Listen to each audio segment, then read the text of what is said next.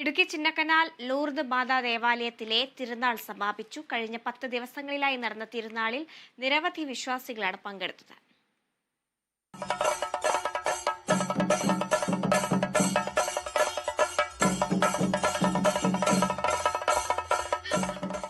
Suryanelli saint Joseph പള്ളി വികാരി reverend father Mathew Sojan കല്ലേലിന്റെ കുർബാനയോടെയാണ് തിരുനാളിന് തുടക്കം കുറിച്ചത്.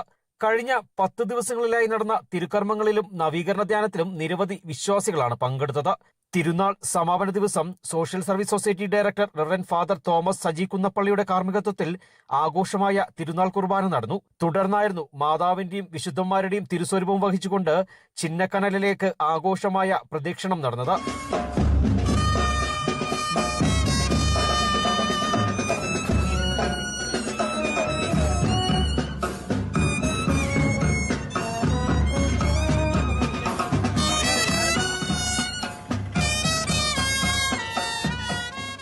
തുടർന്ന് ലൂർദ് മാതാ ദേവാലയം വികാരി റവറന്റ് ഫാദർ ഫ്രാൻസിസ് കമ്പോളത്ത് പറമ്പലിന്റെ കാർമ്മികത്വത്തിൽ തിരുനാൾ സമാപനത്തിന് കൊടിയിറങ്ങി.